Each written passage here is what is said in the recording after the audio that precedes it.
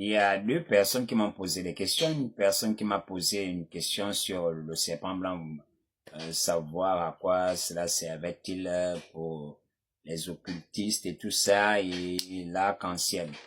Alors pour le serpent blanc, hein, c'est beaucoup utilisé par les traditionalistes, les hommes de pouvoir, etc. Et pareillement pour l'arc-en-ciel. Le serpent blanc, il est utilisé, ils utilisent souvent ça pour notamment avoir la richesse. Il procure l'intelligence, la sagesse, la connaissance. Vous comprenez? Le serpent blanc procure la sagesse, l'intelligence, la connaissance, la richesse. Mais il procure aussi la longévité dans le règne. La longévité dans le règne, le serpent blanc. Voilà. La connaissance, la sagesse, l'éloquence, toutes ces choses, hein. Voilà, la richesse et la prospérité, la longévité dans le règne. Vous comprenez? Voilà. Et maintenant, quant à l'arc-en-ciel, je vous avais déjà dit que l'arc-en-ciel, déjà, il a plusieurs couleurs, notamment 7 couleurs. Et ces 7 couleurs renvoient tout simplement à cette dimension qui est en réalité, parce que ces 7 couleurs-là, c'est des portails. Maintenant, un individu ne peut pas utiliser toutes les 7 couleurs, c'est-à-dire toutes les 7 portes. Vous comprenez? Un individu ne peut avoir de lien qu'avec une seule dimension de l'arc-en-ciel. Vous comprenez? Par exemple, si vous êtes lié au vert ou telle couleur, ce n'est que le vert que vous pouvez utiliser. Maintenant, le vert, par rapport à ce que vous voulez, selon le vert, par rapport à sa fonction, procure, alors, toutes les fois que vous allez utiliser ou passer par cette porte-là, à laquelle vous êtes lié, alors, cette dimension-là va vous offrir ce que vous souhaitez, mais en échange de quelque chose, parce que c'est une porte que vous allez ouvrir. Donc, lorsque vous allez ouvrir une porte, ça va souvent nécessiter quoi? Ça va souvent nécessiter un sacrifice ou quoi, voilà, ces choses. C'est comme ça que eux, ils font. Vous comprenez? C'est pourquoi je dis, c'est des pratiques abominables. Donc, c'est ça à quoi sert l'arc-en-ciel. Vous comprenez? Voilà. L'arc-en-ciel est une entité mystique qui existe dans les eaux. D'autres peuvent la voir, mais c'est que les autres ont. Sur la terre ferme, des arcs-en-ciel, c'est en miniature. Vous comprenez? C'est des petites choses. C'est quelqu'un qui sait que un individu ou un homme politique ou tout ce que vous voulez peut avoir. Là, on peut, par exemple, le donner ça sous la forme d'un objet, d'une bague ou autre. Mais sinon, l'arc-en-ciel lui-même, on ne peut pas le posséder. Lui, il reste dans l'eau. Vous comprenez? Un humain, un seul, ne peut pas le posséder. Mais c'est plusieurs personnes, c'est des gens qui rentrent en alliance avec l'arc-en-ciel. Et donc, maintenant, il y a une dimension qui vous est propre. Une porte qui vous est propre. C'est ça, c'est ce que vous allez souvent voir. Lorsque vous allez souvent voir certains logistes, faut bien suivre. Lorsque vous allez souvent voir certains logistes, vous allez voir que leurs maisons ont souvent une coloration bien spécifique. Vous allez vous poser des questions, mais lui, vous allez voir une coloration. C'est-à-dire que sa coloration, elle est bien spécifique. Vous comprenez? Vous allez, par exemple, voir, il peint sa maison uniquement en vert. Ou alors c'est du rouge, ou alors c'est autre chose. Vous comprenez? Voilà. Ça n'a rien à y voir tout simplement. Vous allez penser que il faudrait y connaître très bien son signe astrologique, les couleurs qui vont avec. Non, non, non, non. Vous comprenez? Il utilise une certaine force de l'arc-en-ciel. Et c'est ça là qu'il révèle là. Vous comprenez? C'est ça là.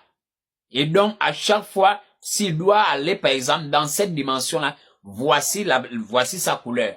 Et donc, voici la seule porte, ou encore le seul portail qu'il peut ouvrir dans l'arc-en-ciel. C'est la couleur que vous voyez là. Et donc, pour ouvrir cette porte, et que cette porte-là lui procure ce que lui, il veut là, il doit donner quelque chose en retour, en échange, pour que le portail s'ouvre et lui vomisse, lui donne ce qu'il veut, ou pour qu'il ait accès à ça. C'est comme ça. Vous comprenez? Mais donc, c'est ce qui fait que plusieurs personnes se retrouvent autour de l'arc-en-ciel, chacun utilisant un portail bien spécifique dans l'arc-en-ciel. Et c'est en même temps l'arc-en-ciel qui vomit tout ce que vous voyez là, tout ce que vous voyez sur la terre. Ça sert de portail, je vous avais déjà expliqué. Ça sert de portail, de croisement aussi entre plusieurs dimensions. Vous comprenez? C'est des portails entre plusieurs dimensions. Ça vous permet de voyager à travers l'arc-en-ciel, de voyager dans le monde. Peu importe les dimensions souterraines, partout. C'est à travers l'arc-en-ciel. Et l'arc-en-ciel là, lui-même, il est où? Il est dans les eaux. Ce que les hommes possèdent sur la terre, c'est cet arc-en-ciel, mais en miniature. Vous comprenez? En miniature. Un serpent sous la forme soit d'un collier, un bijou qu'on vous donne, un anneau ou autre, voilà. On peut aussi le mettre, ça c'est un peu rare, le mettre dans le ventre d'une femme, etc. Parce que beaucoup le font comme ça. Donc c'est pourquoi il faut faire très attention.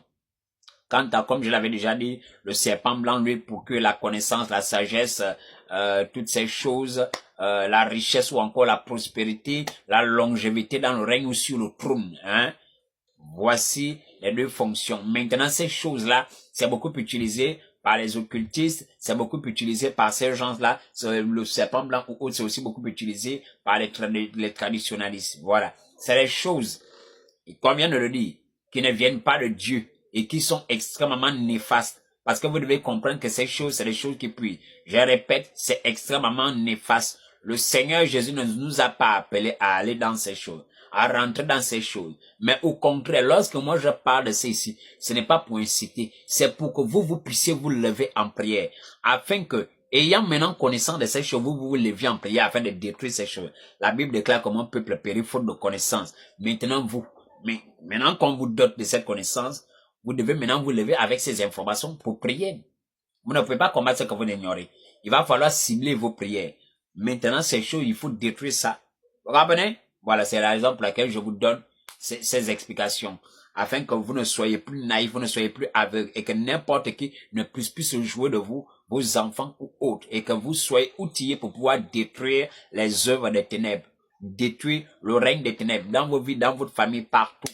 Vous comprenez? Voilà, il faut mettre à nu les œuvres des ténèbres, et c'est ça mon rôle, c'est ça que je fais. Je mets à nu, j'expose. Ce n'est pas de l'incitation, je dis bien, je révèle, j'expose, parce qu'il est important que ce qui était caché soit exposé. Vous ne pouvez pas détruire quelque chose si ça demeure dans le secret. Pour détruire quelque chose, il va falloir révéler d'abord la chose. Vous ne pouvez pas détruire quelque chose si c'est maintenu dans le secret. Ce n'est pas possible. Il faut exposer, il faut révéler. Donc moi, je révèle afin que vous-même vous sachiez, parce que tout le monde n'a pas été appelé à avoir ces expériences-là. Mais si le Seigneur permet que certains aient ces expériences et en ressortent, c'est pourquoi? C'est pour permettre à ce que vous, les autres, aient la connaissance. Vous comprenez? C'est la raison pour laquelle je vous ai dit, je n'ai pas tout fait, mais il y a des choses que j'ai vues. Il y a des choses aussi que j'ai entendues par des oreilles mystiques, par des yeux mystiques, etc., Et voilà, il y a aussi une part de vécu. Et donc, l'ensemble de tout ça, même encore de choses que je peux voir ici et là, dans mes promenades, etc. Vous voyez que je poste toujours des vidéos. Je suis passé dans un quartier, j'ai vu je vous poste toujours des vidéos. C'est pour vous dire, par exemple, par rapport aux petites capacités que Dieu a mis en moi, c'est qu'il me permet de voir. Maintenant, j'expose, c'est pour que les chrétiens, vous ne restiez pas passifs. Ne venez pas là à penser que c'est une plateforme où on fait le Congo-ça de sorcellerie. Non. Je révèle, c'est afin que vous puissiez vous lever. Vous comprenez? La passivité est un péché. Je condamne l'oisiveté, je condamne la passivité, levez-vous. Vous comprenez? Levez-vous afin de pouvoir détruire les œuvres des ténèbres. Donc c'était ça mon message. Hein? Voilà, par rapport aux abonnés qui m'ont posé des questions à ce sujet. Donc, encore une fois, c'est les pratiques néfastes, c'est les pratiques qui affligent, c'est les pratiques occulte, maléfique, voilà, ça ne profite pas aux humains, ça ne profite pas aux Africains, ça ne profite surtout et certainement pas aux Gabonais. Donc ne pensez pas que vous en sortirez gagnant. Satan n'enrichit pas, Satan il prend. Si vous avez pensé que dans la pratique, vous gagnez quelque chose, vous vous trompez. Vous ne serez pas plus intelligent que Satan. Vous comprenez? Vous ne serez pas plus intelligent que Satan. Donc n'essayez pas de jouer au petit malin. Vous comprenez? Voilà. Il faut détruire plutôt ça. C'est Jésus-Christ de Nazareth qui enrichit.